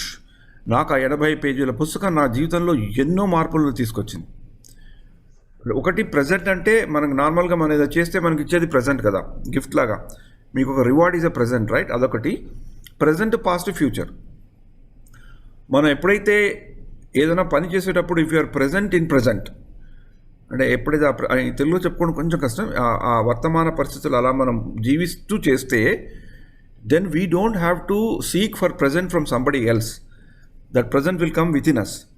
ఎప్పుడైతే మనం చేసిన పనికి మనంతటా మనం present ఇవ్వగలిగే స్థితిలోకి వస్తామో అప్పుడు ఇంకోటి ఇచ్చే ప్రజెంట్ గురించి మనం అంత ఆలోచించిన అవసరమే లేదు. And we don't need to outsource our happiness to with others. అది ఒక చాలా చక్కగా ఉంటుంది అన్నమాట. ఒక చిన్న పిల్లవాడు ఒక ముసలి తాత దగ్గర ఉండే కాన్వర్సేషన్, వాడు ప్రశ్నలు వేస్తుంటే ఆ తాత ఇంట్లో చెప్తుంటాడు అనమాట. It beautiful conversation. I would definitely recommend at least మనకి పిల్లలకు కూడా చదివి. నేను మాధవి కూడా నేను ఎన్నోసార్లు చెప్తుంటాను. First time when I gave it to her she said what is this nonsense అనేది. స్లోగా now when she is gone in to the voluntary service, ఇప్పుడు తను సేవలు చేయడం మొదలుపెట్టింది 15 ఏళ్ళ నుంచి. She invest lot of our personal time. దాంట్లో వచ్చే బాధలు, కష్టాలు, అవి ఆటుపోట్లు తెలుసుకున్నాక now she is realising the benefit of it. So it's a very good book. So I just wanted to recommend you to read it if possible. So it has definitely made a huge impact on me in many occasions. So people sometimes even comment on me in the office that why I don't bother about somebody not praising. Because if I'm satisfied with my work there, I don't need to ask anybody or depend on anybody to praise me. If I'm not done well, also same thing applies. I criticize myself, I punish myself. No need to wait for somebody to punish. If that punishment comes, anyway, punishment will come. So it's a very good, interesting thing. Thanks a lot. We have time, few minutes for Rekha aunty to tell what she wants to tell. Few minutes. Sure, ma. Yeah. Sure. Mute లో ఉన్నారు. Mute lo unnaru. Hare Krishna, Hare Krishna. నాకు ఇచ్చిన శ్లోకాలు 26 and 27. అయితే 26 పోకముందు 21 శ్లోకాలు అర్జునుడు కృష్ణుని 3 ప్రశ్నలు అడుగుతాడు. 3 ప్రశ్నలు ఏంటంటే, ఎవరైతే ఈ త్రిగుణాలను అధిగమించారో వాళ్ళ యొక్క లక్షణాలు ఏంటి, తర్వాత వాళ్ళ ప్రవర్తన ఏ రకంగా ఉంటుంది, ఏ రకంగా ఈ 3 త్రిగుణాలను వాళ్ళు అధిగమించగలిగారు. ఈ 3 ప్రశ్నలు అడుగుతారు. 3వ ప్రశ్నకు జవాబు మనకు 26, 27లో చర్చించబడింది. 26 ఏంటంటే, మాంచయో వ్యభిచారేణ భక్తి యోగేన సేవతే సగుణా సమతీతైత్యాన్ బ్రహ్మభూయాయ కల్పతే. మాంచయో వ్యభిచారేణ భక్తి యోగేన సేవతే అంటే అన్ని పరిస్థితుల్లో కూడా ఎటువంటి బ్రేక్ లేకుండా పూర్తిగా భగవంతుని యొక్క సేవలోనే నిమగ్నం అయ్యేవాడు, అది ఒక లక్షణం. సగుణా సమతీతైతాన్ బ్రహ్మభూయాయ కల్పతే అంటే అటువంటి వాడు ఎవరైతే భగవత్ సేవలో పూర్తిగా నిమగ్నమై ఉంటాడో అటువంటి వాడు శీఘ్రమే ఈ ప్రకృతి యొక్క త్రిగుణాల ప్రభావం దాటి బ్రహ్మ భావాన్ని పొందుతాడు అని. అయితే కానీ బ్రహ్మభావం పొందుతాడు కానీ భక్తుడు మటుకు అక్కడ ఆగకుండా బ్రహ్మ జ్ఞానాన్ని బ్రహ్మ భావాన్ని కోరుకోకుండా కేవలం భగవంతుని యొక్క పాద సేవని కోరుకుంటాడని ఇక్కడ శిల ప్రభుపాద వారు చెప్పారనమాట. అయితే ఈ భౌతిక ప్రపంచము మొత్తం ఈ త్రిగుణాలతో నడుస్తుందని మనకి భగవద్గీతలో ముందు కూడా భగవంతుడు 2-3 సార్లు చెప్పారు. ఇంతకుముందు ఈయన చెప్పినట్టు ప్రకృతి క్రియమాణాన్ని ఒకటి దైవీ హేష గుణమై మమ మాయా దురత్య. అటు భగవంతుని తర్వాత ఈ ప్రకృతి వల్ల వచ్చిన ఈ త్రిగుణాలను అధిగమి ప్రవర్తించడం చాలా కష్టము. కానీ ఎప్పుడైతే ఒక భక్తుడు భగవంతుని యొక్క పాద సేవను ఆయన భక్తియుక్త సేవలో లీనమవుతాడో అతను చాలా సులభంగా ఈ త్రిగుణాల నుంచి అతను బయటికి రాగలడు అనమాట. ఈ త్రిగుణాలను దాటాలి అంటే మనకున్న మార్గం కేవలం భగవంతుని పాదాలని ఆశ్రయించడం. అయితే ఈ భక్తి అంటే భగవంతుని కోసం ఆయన ప్రీత్యర్థం కోసం చేసే ప్రతి చర్య కూడా భక్తి కిందనే మనం చెప్పుకోవచ్చు. భగవంతుడు కృష్ణుడే కాక మిగతా విస్తరించి ఉంటారు కాబట్టి రాముడు, నారాయణుడు, నరసింహ ఇత్యాది దేవతలు ఏ స్వామినైనా మనం అర్చిస్తే, ఏ స్వామినైనా మనం సేవిస్తే కూడా మనం దివ్య స్థితి చేరుకోవచ్చు అని చెప్పబడింది అనమాట. ఎందుకంటే భగవంతుని యొక్క ఈ వివిధ విస్తార రూపాలు కూడా అన్ని చాలా శక్తితో ఉన్నవి, తర్వాత సర్వజ్ఞానం, తర్వాత దివ్యం. అందుకని ఆయనతో ఆ రకమైన స్వామి యొక్క వివిధ రూపాలు మనం సేవ చేస్తే ఈ ప్రకృతి యొక్క గుణాన్ని చాలా సులభంగా అవలీలగా దాటగలుగుతాడు అనమాట. అయితే మనకు కావాల్సింది అంటే భక్తి. ఆ భక్తిలో ఉన్నప్పుడు భగవంతుని గుణాలు కూడా మనం పొందుతామని ఏ రకంగా చెప్పారంటే మనం భగవంతుని యొక్క అంశీభూతాలు. ఆయన ఉన్న లక్షణాలు మనలో కూడా కొన్ని ఉంటాయి, కానీ క్వాంటిటీ ఈజ్ డిఫరెంట్, క్వాలిటేటివ్లీ మనం ఆయన లాగానే ఉంటాం అనమాట. కాబట్టి ఇక్కడ మంచి ఎనాలజీ ఇచ్చారు. ఏంటంటే ప్రభుపాదుల వారు ఒక రాజు యొక్క పిఏకు ఆ రాజు దగ్గర పిఏగా ఉండాల్సిన అర్హతలు కొన్నట్టు మనం భగవంతునికి భక్తులమై ఉండాలంటే మనలో కూడా ఒక క్వాలిఫికేషన్ కావాలి. ఆ క్వాలిఫికేషన్ ఏంటంటే ఈ త్రిగుణాలను దాటి బ్రహ్మస్థితికి చేరుకోవాలి. బ్రహ్మస్థితి అంటే ప్యూర్ స్టేజ్ అన్నమాట. బ్రహ్మన్ అంటే ఇక్కడ ఏంటంటే రకరకాల డెఫినేషన్స్ ఇవ్వబట్టేవి. దేనికైతే నాశం లేదో అది బ్రహ్మస్థితి అన్నమాట. అటువంటి స్థితికి వచ్చినప్పుడు కూడా ఆత్మ ఏంటంటే తన ఉన్న ఒరిజినాలిటీ అది కోల్పోకుండా భగవత్ సేవలోనే నియుక్తం కావాలని కోరుకుంటుందని చెప్పుకుంటూ 27వ శ్లోకాలు ఏం కంక్లూడ్ చేశారంటే, నెక్స్ట్ శ్లోకా కూడా I'm going fast so that we can. బ్రహ్మణో హి ప్రతిష్టాహం అమృతస్య వ్యయస్య చ శాశ్వతస్య చ ధర్మస్య సుఖస్యైకాంతికస్య చ.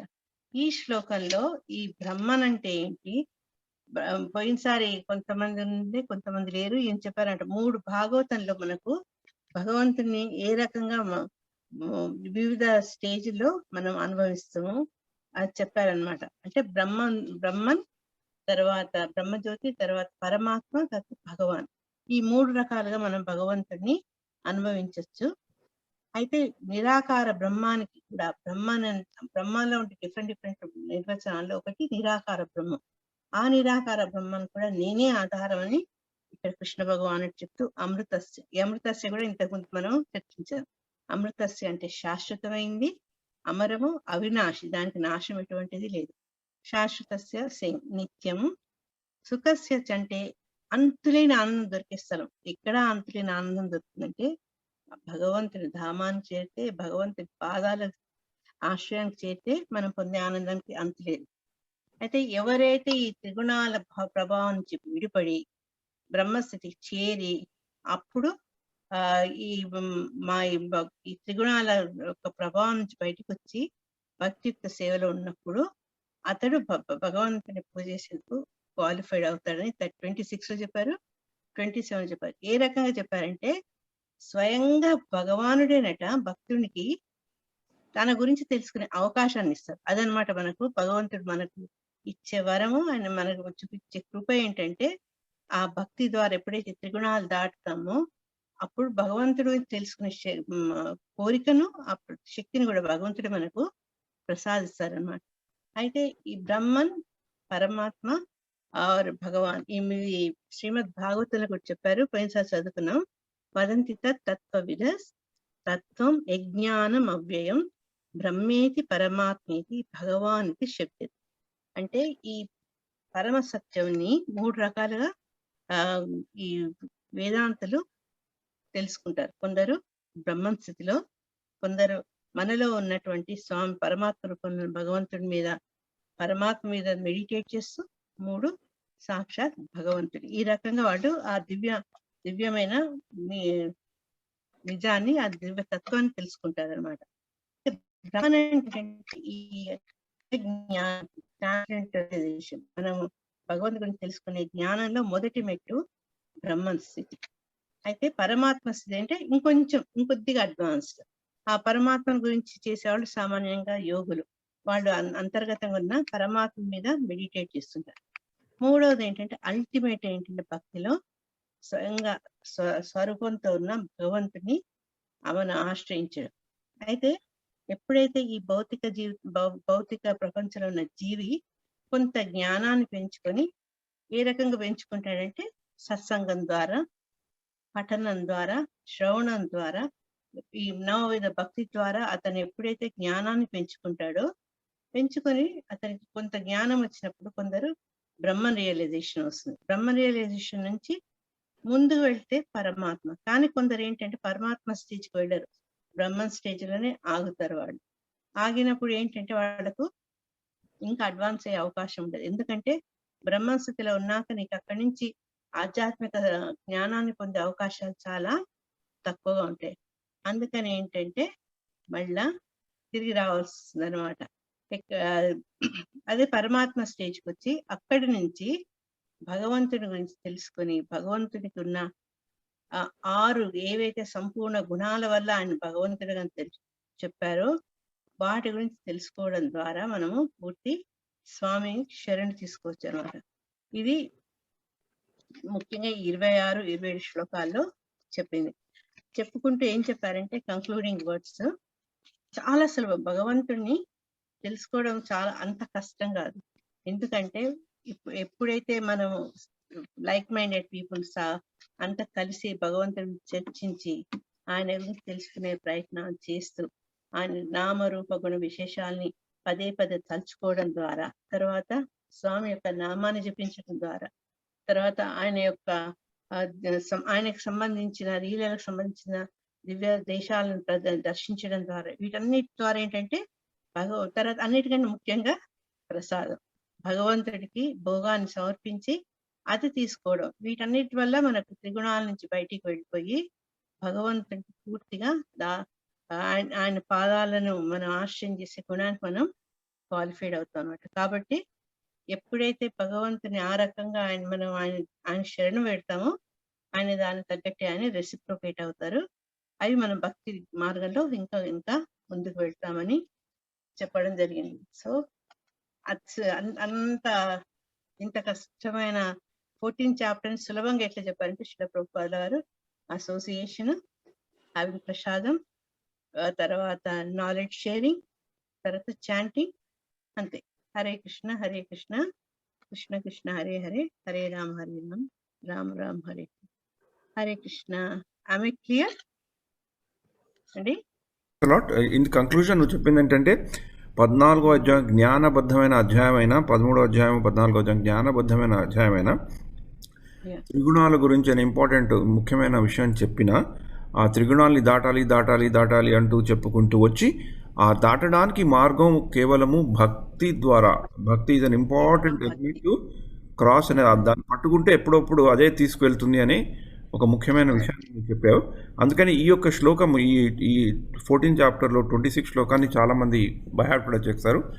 మాం ఏచో అవ్యభచారిణ, ఇలాంటిదే భక్త్యా మాం అభిజానతి. నా భక్తి ద్వారానే నువ్వు నన్ను తెలుసుకుంటే as I am I will definitely come back to me అని 18వ అధ్యాయంలో కూడా చెప్తారు.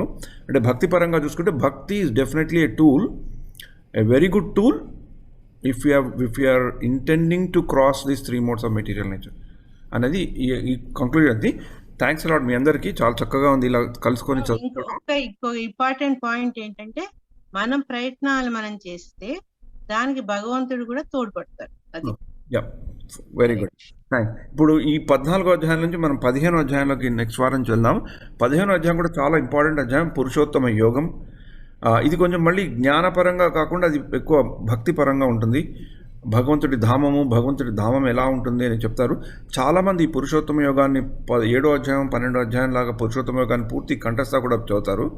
అధిక మాసంలో రోజు కూడా చదువుతారు. ఈ పురుషోత్తమ యోగం ఇప్పుడు ఏమైనా ఇంట్లో మంచైనా చెడైనా కూడా అది చదువుతారు. ఆ అధ్యాయం ప్రత్యేకంగా చదువుతారు. ఇప్పుడు భగవద్గీత మహాత్యంలో కూడా పురుషోత్తమ యోగం ఉన్న స్టోరీస్ కూడా కొంచెం పవర్ఫుల్గానే ఉన్నాయి. శంకరాచార్య వారు చెప్పడం వల్ల మనకి పురాణాల్లో శివుడు పార్వతి మధ్య జరిగిన కాన్వర్జేషన్లో భగవద్గీత అధ్యాయాల్లో వాళ్ళు పురుషోత్తమ యోగంకి they give very big importance. అంటే జ్ఞాన యోగం గురించి చెప్తూ మధ్యలో సడన్గా దిస్ అనదర్ ఒక భక్తి కమ్స్ అవుట్.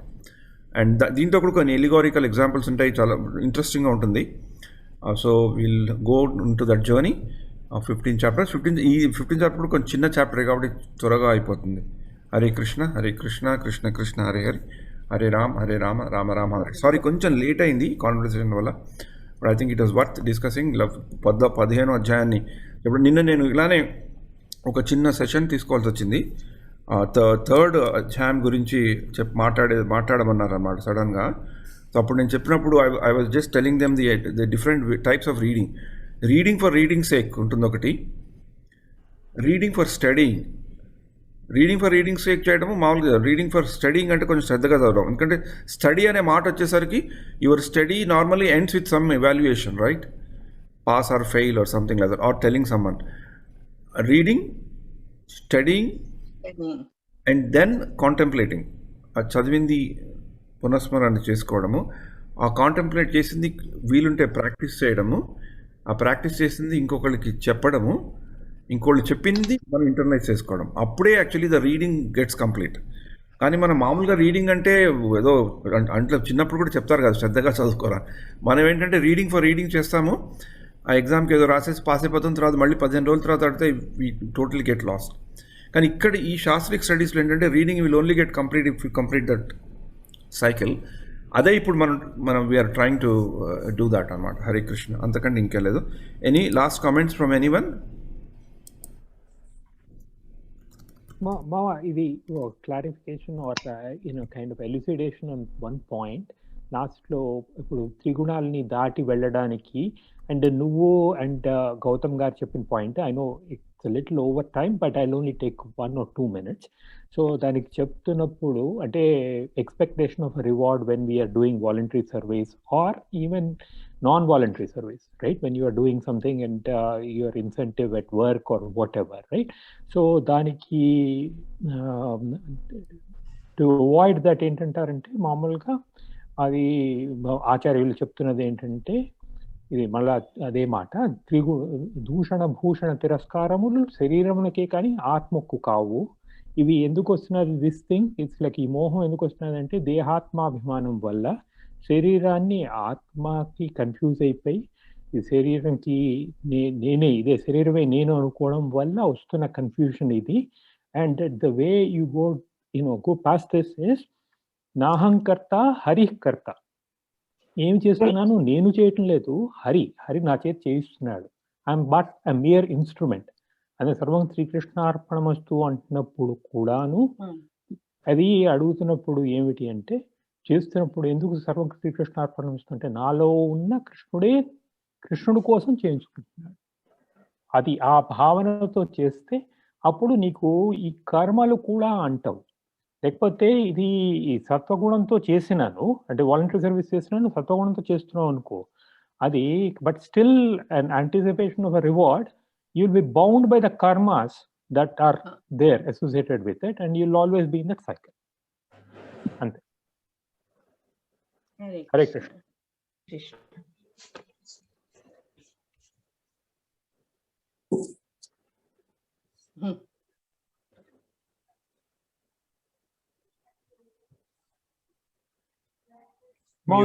మ్యూట్ లో ఉన్నాం. Now this is the book I was referring to, Dr. Spencer Johnson.